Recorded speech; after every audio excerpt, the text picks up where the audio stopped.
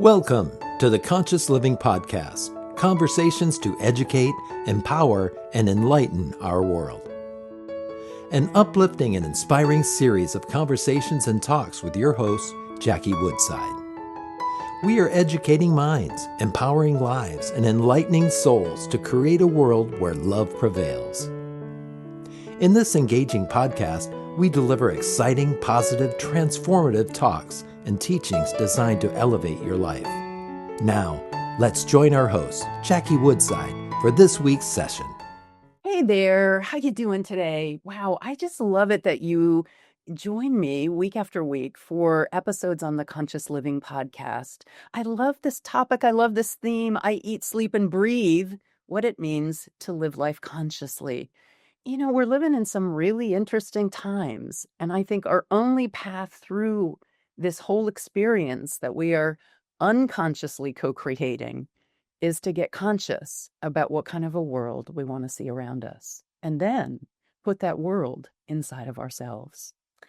So let's get to it today. I'm really excited about today's episode. You know, a lot of times I'll introduce my speakers and I say, oh, this is so and so, such a good friend of mine. We've done so much together. Well, today I'm introducing a dude that I'm like, well, I just met him 5 minutes ago, but he seems really cool. And I think you're going to have a lot of insights and a lot to learn from our guest today, Stephen Puri or Puri? Puri.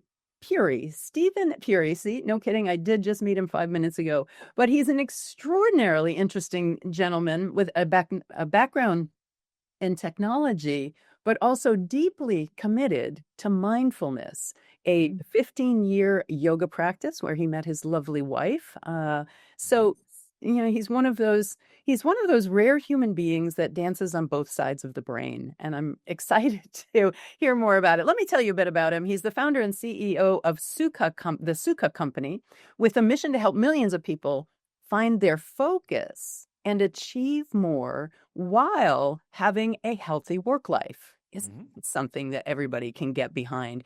His career started as a newscaster and interviewer in the Baltimore area. But then he went on to do some really interesting work in tech companies, working in Hollywood on the studio side with, he was an executive vice president? Executive vice president, yeah. Vice president at DreamWorks Pictures. And he had the opportunity to work on Star Trek, on Transformers, on some really, really cool, the Die Hard movies. So you've just got such an interesting background, Stephen, and I'm just really enjoying getting to know you. So thank you for joining us on the Conscious Living podcast. We're going to talk today about conscious productivity, which you know is a topic that's near and dear to my heart. But before we dive in, anything else you want to flush out about yourself and your background so our listeners can get to know you a bit more? Jackie, that is so sweet of you to have me on. Definitely, I wanted to talk with you and share some thoughts because I thought we were very aligned about this idea of like, we all have things to do in our lives, but there's a mindful way to do them that encourages us to find that end of day moment of like, I feel fulfilled, I feel great, like, let me go enjoy. And takes us away from that feeling at the end of the day of like, where did the day go? And everything rolls into tomorrow and that sense of stress and frustration. Yeah. And I know you've talked a lot about how to manage your energy over your time and, you know, how to like get it all done in a way that's mindful. And that made me really excited to come talk to you. It's fantastic. I love that. So let's dive into this. You are a yoga practitioner. You care a lot about being mindful, and you say that that's one of the keys to unlocking people's productivity. So, you know, we toss around this word mindful, but before we dive into how it helps, I'd actually like to talk about, in your understanding, what it is. So let's go there a little bit. When you're talking to people about being mindful at work and as a key to unlocking their productivity, what are you actually talking about? Well, I'm going to use another name, another label that you use a lot, which is about consciousness, right? So if you're asking me, what is mindfulness? What is being mindful with your energy? I think it is that there is a natural ease to allowing life to sort of flow, to carry you forward, and unless you are consciously making decisions, life will move forward. Your day will move forward. Time will not stop because you're not being mindful. It will take you somewhere. That may be a wonderful place, or it may be somewhere you didn't want to end up. So it is simply that sense of time is moving forward. How can I make decisions and be conscious about where I'm going with that time? And that can be as simple as, hey, I'm going to work for an hour. This is what I want to accomplish in that hour. And then I'm going to mindfully take a break and go for a walk, get some sunshine, as opposed to looking up and being like, wow, 3 hours went by. I never really thought about things. I wasn't mindful with my time. And now it's like lunch and I'm kind of dragging, So it's mindfulness for me, as it applies to productivity, is really about just being conscious about like, how am I using this time? It's not just like doing this or not doing that, but it is knowing you're making choices. I love that. You've referenced my book, Calming the Chaos, about managing your energy and your time. One of my keys to that is to have a very well-planned life. Mm-hmm. And, people in the kind of consciousness communities have different views on that, that being heavily scheduled or clearly, I wouldn't say heavily scheduled, clearly scheduled, reduces people's, kind of freedom and creativity. But to me, I don't have any freedom without being well planned and how I'm going to use my time. Because if I can do anything, chances are I won't do anything. Mm-hmm. Because my brain then has to sort out, should I do the writing? Should I do the emails? Should I plan the podcast? Should I do my planning? Should I go out and walk the dog? Should I throw in a load of wash? I work from home, right? So if I can do anything, I feel less mindful than when I look at my calendar and it tells me what to do. Now, I've populated that calendar, so I am essentially the one making. So talk to me about that, that kind of discord of some people feeling that being clearly scheduled is restrictive. People like myself feel like it's the key to freedom. What's your thought on that? You know what? I will tell you this. I've been very lucky because I built a platform that offers a lot of tools for people who want to be mindful with their time, with their energy, right? Okay. So that gives me the opportunity to talk to them. We have like a 34,000 person mailing list in this community, and people will be vocal and reach out. I'll have Zooms with them. I'll talk to them because I want to learn. Like, not just works for me, but every day try and make it better for what works for them. And I'll tell you, two of the things that have stood out over the past 6 years of talking to people are exactly what you said. Number one, I kind of know what I have to do, but in the morning I look at my to-do list and sometimes I have paralysis. Like, I'm not really sure where to start because I didn't lay out a plan for it. Right. I say to-do lists are a setup for failure. Yeah. For exactly that reason. People underestimate how long things take. They overestimate what they can get done in a few hours. And you go into paralysis. You look at this list and it's overwhelming. So you have to, and then you procrastinate. And then you procrastinate because I could do the laundry. Shut down. Right. I could just quickly do the dishes instead of. What you just said is probably the number one thing when I ask people, tell me what's hard. They're like, it's that first moment of the morning where I'm like, I kind of know what I need to do, but I'm paralyzed. And then I procrastinate and time goes by. And I start to get down on myself. So I'm like, man, you could have started an hour ago. Right. The second thing is that end of day feeling, which I mentioned, which is if you're not mindful of your time, at the end of the day, you're like, where did the day go? Right. What did I get done? What did I get done? Yeah. So those are things I built like right into the platform that I built, which is a sense of like giving you some feedback on like, here's what you got done. Having an assistant that sort of like nudges you towards here are things that you accomplished and here's how well you did them. And also, by the way, your task estimates, you're always off. Like your blog posts always take 30 minutes longer than you think. So in the future, why don't we budget another 30 minutes when you write your blog post or, write your engineering ticket. We have a lot of designers, a lot of writers, a lot of engineers that, are part of our, one of our members. So those things you talk about, I would just being like conscious with how do you budget your energy during the day? So important. So yes, I'm totally with you on that. I love that. Yeah, no, it is without taking the list and populating it into your schedule. People get paralyzed and do less. And then their inner dialogue is what's wrong with me. That's the energy part. The energy part is managing your inner dialogue, managing your beliefs about yourself, your beliefs about time. So going back to the notion of mindfulness. So I love how you're defining it. what are the key principles that you feel help people be more mindful? You know, we're talking about using a schedule rather than a to-do. Is that one of your principles? And then how else do you help people be more mindful? Well, I'll tell you this. One of the things I learned is going into this, I had some very strong opinions about, okay, here are the things. Because when I launched into this, yes, let me have a little moment of humility. I knew that really smart people had written a lot about this. It's not like, oh, there are no wheels, let me invent the wheel. It's more like, ooh, there are a lot of people who make wheels. Let's go read what they wrote. So when you read Csikszentmihalyi, you read Clear, you read Newport, and they all have, I'm going to be very reductive, but they all have very similar things to say. They may have their own vocabulary for it, their own lexicon of how they build their framework, but there are simple ideas about everyone agrees, like monotask. If you want to get into a flow state, like choose something that you have skills for, that's somewhat challenging, but not beyond your reach, that you stay on that task. You don't switch around every half hour and try to do something. Like you read Newport, he echoes those same thoughts. You go through these things and they're common thoughts. So I thought, you know what? All this stuff is right. Let's build that. And in early versions of my platform, I was like, oh, very opinionated about let's help you do this. And what I learned was in talking to people, you are absolutely right. Some people, they love the fact you can take like a task in my platform, drag it into your calendar, go tomorrow at 10, this is booked. At 10 o'clock, it will remind me going, hey, you're supposed to inbox 0. You want to do every morning at 10 a.m., whatever that is, right? There are other people who work the other way. And I realize you need to accommodate that as long as you're continually putting guardrails on it to say, well, let's not let you wander off into the woods. There's flexibility and there's respect for it's not one size fits all. But we also know that like context switching, for example, is bad.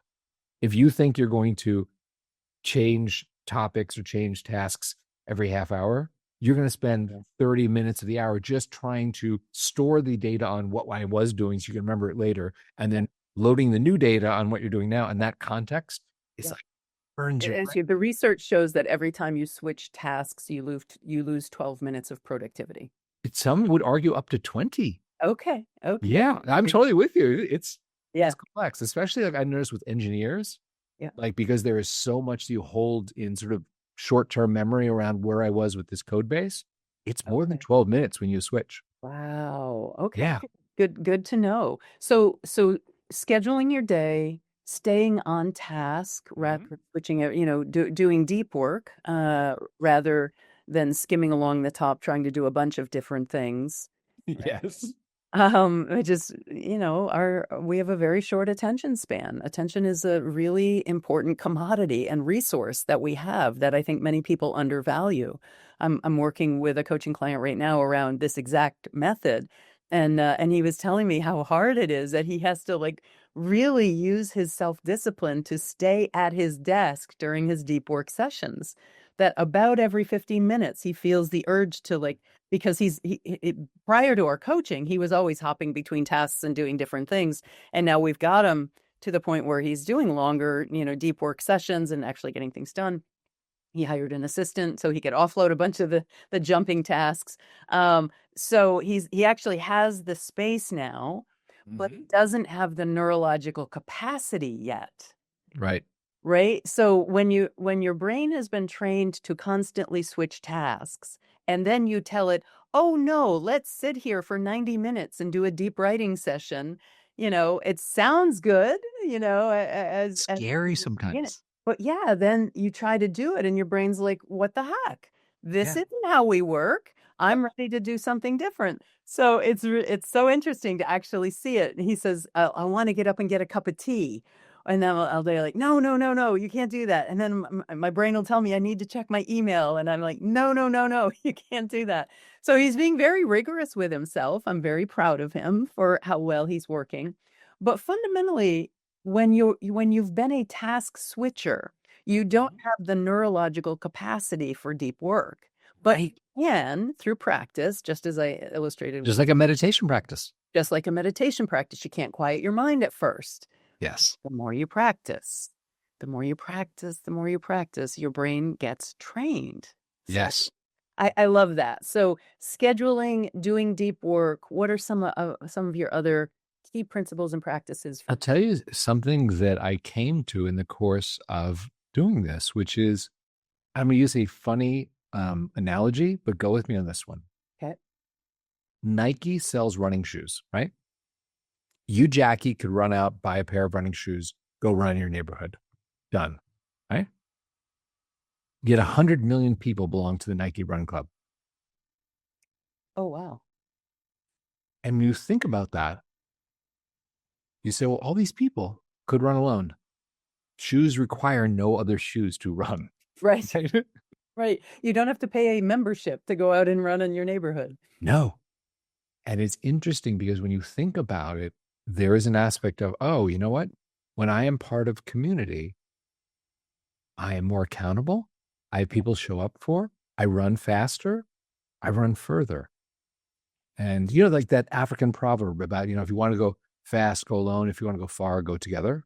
Yeah. I found there's something very true about that. And often in people who, like you said, are wrestling with how do I evolve into whom I want to be, right? I want to be someone who can focus, get my work done earlier, feel proud in my work, as opposed to like sort of get distracted, context switch, feel frustrated at the end of the day. When you find that and you put those people together, they often congratulate each other. They often hold each other up. The same way if you're having I'm not a runner, but I know this is a huge thing because I see and I study this is when you're having a hard day running and you're running with people that support you, it does get easier to get that 5K that you promised you'd do. Yeah. And I think that is like a really important part of this that I want to help create. I'll tell you a specific story from what I've witnessed is in our platform, there's a group chat. There's a place when you're on your break, you can be like, hey guys, who's out there? Da-da. There's also, we encourage people, if you want to share the most important thing you did today, there's a button, right? When you finish complete, it says, is this the thing you want to share? And if you say yes, it will post into the group chat saying, hey, you know what? Jackie completed her, whatever. Da, da, da. So, and people can comment on it or drop emojis and sort of like be there for each other in a lightweight way, right? So here's the funny thing. I built this and I was watching because a lot of people, they don't know each other, right? So it's those little beginning social interactions like, oh, congrats, or, that sort of thing. And then a couple months ago, this guy finished his dissertation. Oh, wow. And I know that he's an administrator in a high school in Missouri. Okay. But I know he's been working on his PhD in engineering at nights, weekends, and that sort of thing, right? Oh. So, and I see him sometimes, in our little coffee shop kind of environment, and I see him posting things. When he posted that thing, when he finished that and hit the complete, and you have the option, you're obligated, but you have the option to go share that. People around the world that I know, because I run the platform, do not know him, posted, congratulations, Roy. We've been watching you for months, like chip away at that thing. Oh, amazing, you pulled it off. Da, da, da. And I was like, that's a beautiful moment of just like in a run club where it's like, come on, man, we're all going to do 5K today. Let's do it. And you get to the end, and you're like, I knew you could do it. And you feel like you're part, the energy buoys you up.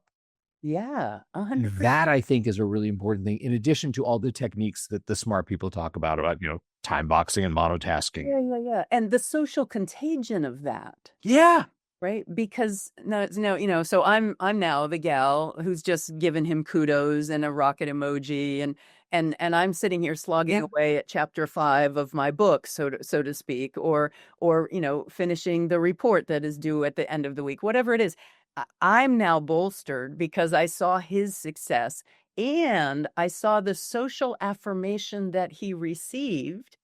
Exactly. And that I gave, right? Yes. So that sense of social contagion of like, I want what he got.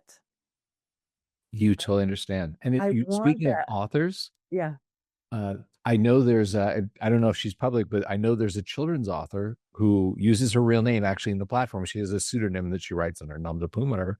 And also, I don't know if you know Maria Baltazzi, the writer on happiness. Oh, yeah. She's writing her new book in the platform. So she'll post in there, oh, I finished chapter 3. And it's fun to sort of track that progress of somebody like, I've read your book. Yeah. Oh, that's so great. So the platform is an app? It's just a website you go to. It's a website. Yeah. Okay. It's free for a couple of weeks. You can try the whole thing and see if you like it with no credit card. Just try it. Nice. The Sukha company. Yeah. I love that. It's a website. So it's like the Facebook for productivity. Yeah. Right. It's a fun, like the whole idea of good place. I called it the Sukha company because I wanted it to be like a good place you go to. Like, I spent years producing films, right? It's very interesting, the coffee shop culture, which I kind of love. Like, there are a number of writers that have specific coffee shops they go to. And it's not like it's a social hour where you go to every table like, hey, Jackie, what are you doing? That's not the decorum. It's not the sort of the way in which they interact. But you go there and you look around and it's a room full of people who are all trying to write the next great feature, the next great TV series, a thing. And I used to go when I was a development executive, which means I was reading a lot of scripts because people are trying to get you to buy their script. So, on the weekend, you have 15, 20 scripts to read. I could read them at home alone on my sofa. Doable. Yep. But there is a coffee bean it's in West Hollywood on Sunset and Fairfax, right across from the Directors Guild. And I would go there, and it's really well known as a writer's coffee shop. And you would sit there and write, and in the corner of the room, there's like the old guy who's written 5 studio movies and he's getting $1 million a script, but this is his habit from when he was 20 years old of doing this sort of like coffee shop writing. There are 2 guys next to you that just got off the bus from Iowa that are like writing their first, script. Yeah. But you're all in it together. It's the feeling of you're all together. And you don't go talk to the guy in the corner and be like, oh my God, I love the Avengers. You don't bug him. But every now and then you look up and you're like, oh, we're all trying to do something with our lives. And it's, like you said, the social contagion, the social energy is contagious, I think you said. It's that feeling that I think adds to, oh, here's some great tools. Here's a great timer. Here's a great task list. Here's some music, that stuff. I love it. All right. So what are some techniques that people can reinforce this sense of being mindful and yet productive? What are some techniques that help reinforce that way of being with you? I'll tell you, if we think about it in 3 stages, because there's kind of like, there's preparing to, there is doing, and then there's coming back from, right? Some of the things that I've noticed, and, I've written blog posts about this and stuff like that, is for the people who work from home, like you and I, right? There is a commute to your workspace. Like have a space that your mental model is, this is where I do this. It's not sitting on the sofa in front of the TV. It's not, working in bed. Yeah. Right. It is commute there. Treat it as you would a commute, even though you're just walking to that space, right? And declutter that space. Like find the things in your field of view that don't support who you want to be. They're not part of that good space. And just remove them. They don't need to be there. Yeah. Right. I love that. So I think there's that I'm going to. Then there is the doing. And as we've talked about, there are some techniques that the smart people have written about. They're not mine, but I've incorporated them, into what we do, which is, man, people are passionate about their music. A lot of people said that was my entree into getting to a flow state. It was not necessarily meditation and breathing practices. It was finding the right music. Oh, wow. That helped me get there. And I'm going to tell you this.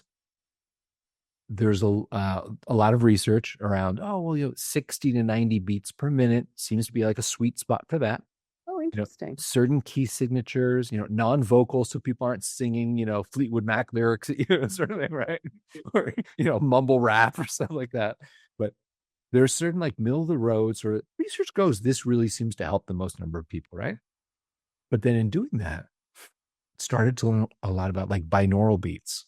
We have slightly different frequencies and you have to use headphones, but there are a number of people, especially in the engineering and design fields. I found that members were like, hey man, we'd love a playlist of binaural beats, like maybe 40 hertz as the delta between the 2 ears and things like that they say is good for creativity. So, we added some playlists experiment with that. And then other people said, oh, actually you were up on the St. Lawrence River. Like people said, I would love like a naturescape. I don't really, music still makes me listen to music. Yeah. But is there any chance of listening to nature? So you're going to laugh, but a friend who's a sound engineer was in Nepal and recorded 2 hours of rain. Wow. So we just made a playlist that we called it Himalayan Dream Rain, where it's just 2 hours of rain in the Himalayas. That's all it is. But it's super evocative of like, I'm not in Austin. When I tell you, when I listen to that one, I know I'm not in Austin, Texas. Right. And we also have, since that was a hit, we did recordings of like a Japanese stream, the surf in Cyprus. Wow. there's a couple more that I'm not thinking of right now that we're just like, oh yeah, I guess we could do that. There's a lake in Canada where I guess there's a particular kind of bird that's very, I'm not Canadian, but Well, there's it must be the loon. That's the maybe it's a loon. So yeah. we recorded like an hour or two of that, and it's just a looping playlist of like, I feel like I want to work sitting next to this lake with this bird. Yeah. So what those things are may be very personal, but the technique itself of like, this helps me orally get into my, like orally, AU orally, Yes. get into my flow state. Oh. That's something that is fascinating in the doing of it, and then in the coming down, you mentioned this before, which is it's good to actually see how you did. Mhm. So we wanted to offer people the ability to say, like, tell me, are my task estimates like close? Like, how am I doing? And what can I do differently? And one of the things we're building out right now is your assistant that helps you in our app says to you, like, hey, you know what? We notice in the mornings you happen to finish your work on time when you're listening to this playlist. Do you want to listen to this playlist in the mornings? It seems to energize you, and to start to learn about you and suggest things where you can, of course, say, no, man, I want to listen to Rain this morning. Okay, you're the boss.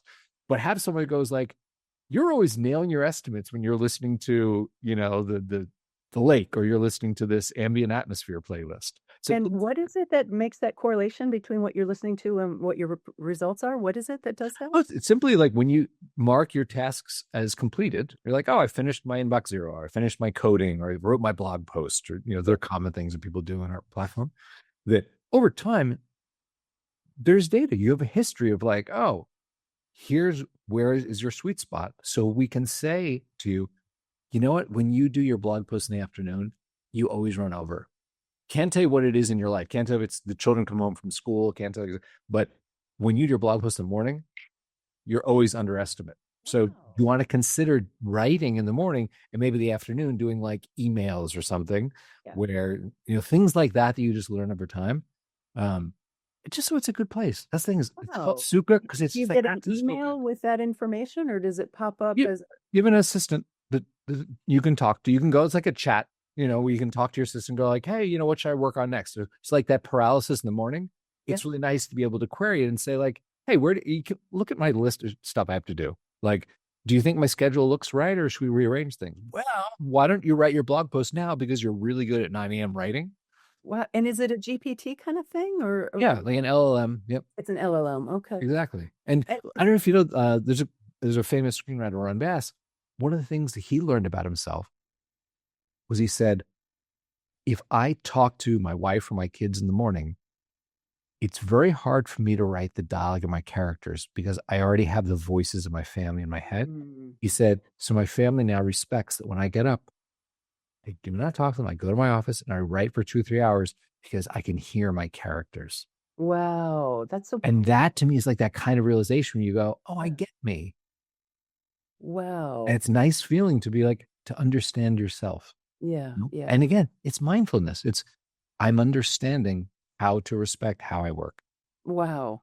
And what you're pointing to, the guy who gets up and if his family there, it interrupts his flow. A lot of people are working from home. Yeah. And having to navigate that, either full-time work from home or hybrid workplace where it's work Very from true. 3 days a week at the office 2 days a week. How does your platform or your mindfulness approach help people navigate this, work from home and, hybrid? I think they're really different. The, work from home life, you've got to really, self-management and kind of know. Correct. Yes. But then the hybrid workspace is you've got to do that twice. No, you kind of have to have your way of working from home and your way of working at the office because there's distractions in both settings. They're just different distractions. So address that a little bit. It is very true. And you said something early in our chat today when you talked about, I think, one of your clients, and you said, I'm helping him develop this muscle of like, how do I not, I'm going to go make tea, or I'm going to go, right?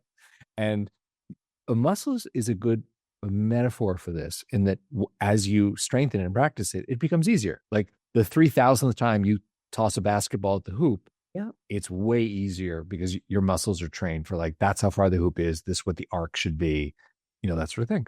And what you bring up is very true, because let us be super blunt. there is a big tug of war in the world between we're going to give you freedom, we, empower you, work from anywhere. You need to work from home, and I need you in the office. I have to have you here 5 days a week, 60 hours a week, right? Some of that is very justified. There is some kind of collaboration that it's like, it is great to be three of you around a whiteboard drawing stuff and just seeing each other and feeling the vibe in the room. I mean, you talk about vibe. It's like feeling that vibe. They're completely agreed. That is an awesome thing, right? And there are other things when you go into deep work where you're like, actually, I really need you not to talk to me right now. Like, please, like, let me be there, right? So we have this spectrum now during this tug of war between RTO and, work from home or work anywhere, and hybrid's kind of in the middle. And what I think is true, and the reason I reference what you wrote about, or what you said about your client and what we talk about with muscles, is if you can develop the deep work muscles, and you may do that working from home or the 2 or 3 days at home of your hybrid schedule, you develop that muscle. That becomes easier to do when you are in the office and you do have like, I need to go heads down, finish this design, or, we have bugs to fix. We did a release last night. Someone's got to figure out why the back end is, and you're just like, I need to flex that muscle and throw the ball through the hoop. And you can do that because you practiced it, and you know what it is for you. Okay, I'm going to put on that playlist I love. I'm going to put on my headphones or do whatever it is. And you just do. I mean, it's like watching Michael Jordan, where it's just like, it's so practiced. The muscles are just like, I know exactly where the hoop is. I love that. You're talking about creating new neural pathways. Exactly. Yes. That's, I don't know if, and I guess you don't know this because we just met. I'm a basketball player. So you're talking about muscle. I did not know that. Yeah, I'm a basketball. Still, it's hard to see how tall you are on camera. I'm just saying. I'm not tall. I was a guard. I'm a guard. I still play 3 days a week. But as a college basketball player, I was a very good free throw shooter. Could make, my shooting percentage was around 90% at the free throw. Wow. With my eyes open, and about 76% with my eyes closed. And that's all muscle. It's all muscle memory and neural programming.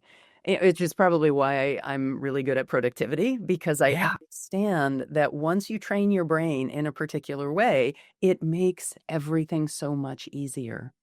So that's why I find such freedom in, clearly populating my schedule with, and not just my work day, by the way. My schedule is populated from the time I get up, and the first thing on my schedule in my pink well-being color on my schedule. There you go. Meditation and quiet time. So I do my first thing, I do my spiritual practice, my meditation. I write my gratitude list. I generally read some kind of spiritual, inspirational or neuroscience, something that inspires me. That's your day on a certain course, doesn't it? Oh, 100%. And write some affirmations, maybe write a couple of prayers. I love, love, love. I have a long, quiet time every morning. And then my day is populated, generally with my purple work color, except for noontime, where I go back to my pink well-being color where it says Zozo. That means I take the dog for a walk at noon, and it's in my pink well-being color. Lucky Zozo. Yeah, lucky Zozo, lucky me that I take a break every day at noon and go walk the dog. So for me, having my schedule that clearly populated, I just have this enormous sigh of relief. Rather than every hour having to try to sort out, or every couple of hours, whatever, every 15 minutes, if you're a task hopper, what am I going to do now? What am I going to do now? I feel such pressure and stress that way. And I heard this from literally hundreds of clients when they take on this method of, dumping out the task list and then organizing it in your calendar, throwing out the task list. So it's just your calendar. People sleep better. People sleep. Yeah, completely agreed. And I'm sorry, you were about to say something. Yeah, well, it reduces your stress so much more, so that you schedule your life and live your schedule, and you know what you're going to be doing. So it just reduces stress and increases well-being so much. And as you're saying, it helps people be more mindful. Yes, there's a often repeated story about the man on his deathbed who has a realization, like, it wasn't about, the things I got done. It was about, the people I was with. It was about being my family, right? And no one on their deathbed, wishes they spent more time at work. Repeated in so many different cultures in so many different ways and sort of thing. The thing that I believe is actually a slight twist on that, which is it may not be exactly about, oh, I wish I'd worked more, or I wish I'd been with my family more. Because we can kind of agree, like, you do love your family and your friends. It may be about how I felt. Yeah. And it may be about, like you said, that mindfulness of saying, like, you know what? It may be about spending more time with my kids. It may be about, in the things that I did for work, I wanted them to mean something. Yeah. And when you do things that are meaningful, it's not like it's taking away from your family. It's like, I did something that helped the world or that helped my family or whatever. So it's not that work is evil. It's that let's be mindful and conscious about what we are doing. Yeah. In this moment, I want to be with my wife. I want to talk about our child that's coming this year. I want to make sure she feels protected and supported. But in an hour, I may be feeling great because I'm working on some engineering thing where I'm like, this can be a beautiful new feature. And I feel great about that. And I'm not going to give that up. I'm just being very conscious about, like, Laura feels good now. She knows we've got the strollers ordered. She knows we've got, the car seats ordered. But I also feel like when we ship this feature, people are going to go, oh, thank you for that. That's a beautiful, like, little delight. Yeah. I think that's kind of what it is. That's conscious, that mindfulness around, hey, man, on your deathbed, just make sure that you've done the things that make you feel the way you want to have felt. Yeah. I mean, you're spot on. I don't know if you know, there's actually really good research around this by a woman who was a nurse, a palliative care nurse. Her name is Bronnie Ware. And she wrote, I don't know if it was a book or a blog post, The Top 5 Regrets of the Dying. Yes. Yeah, you're familiar with Brilliant. that. Oh, yeah, that's famous. Yeah, no, it's super famous. And yeah, as you said, for most people, it's I wish I didn't work so much. I wish I would have pursued what was important to me. I wish I spent more time with the people that I love. So it's being mindful so that you don't end up on that deathbed. My spouse just said this to me last week of like, hey, a friend of ours died unexpectedly, and she's like, Sorry. if I were to die like that, and so knock on wood, don't want that to happen, but I would die with no regrets. We are living the way we want to be living. So that was a really nice realization that we're both, I teach another program, part of my productivity work. I teach a course called Life Design, and it is all about designing your life based on who you came here to be, what you value, what you love, what your mission and purpose are. I love that. I'll tell you, and I know we're running out of time, so I'll close with this. The way I named my company was this. Laura and I had gotten married, and we were on our honeymoon. And I said to Laura, I said, you know what? This is going to sound a little kooky, but I know for the next 10 days, no one's going to bug me. There's no like daily, like, hey, we need to make a decision, do that thing. Everyone just like leave Stephen alone. He's on his honeymoon. Like, don't bug him, right? So I was like, kind of the thing on my mind is I would love to talk to a couple of our members or top members just for like 10, 15 minutes and sort of in this moment of quiet. Do you mind if I take like 10, 15 minutes each day and just talk to one person and be like, tell me about what we do? Because I'm inside the bubble. It's hard for me to see what I'm doing. And I was like, that'd be a really nice gift on this night. If I could walk away and say, oh, you know what? I've got a better sense of what I'm going to do the next year or two. Right? So Laura being incredibly supportive 90% of the time, she's like, go for it. And there was one guy I spoke to who shall remain nameless. And he said to me, oh, I love this, love that. I was like, what's your favorite feature of what we do? Like, what's most of it? And he kind of had his rambling answer. And I said to him, why do you pay me? Like every month you pay $10, right? It's not a lot of money, but it's hey, I make a commitment. I was like, you've been with us over a year. Why do you pay? And he said this, and it was a better answer than the questions I was asking. He said, at 3 p.m., I can be playing with my kids. Yeah. Or at 6 p.m., I can be like, where the hell did the day go? He said, the difference is, did I fire up the Sukha in the morning? Wow. He said, that's why I pay. That's great. And I turned to Laura that night. We were like having dinner. And I said, you know what?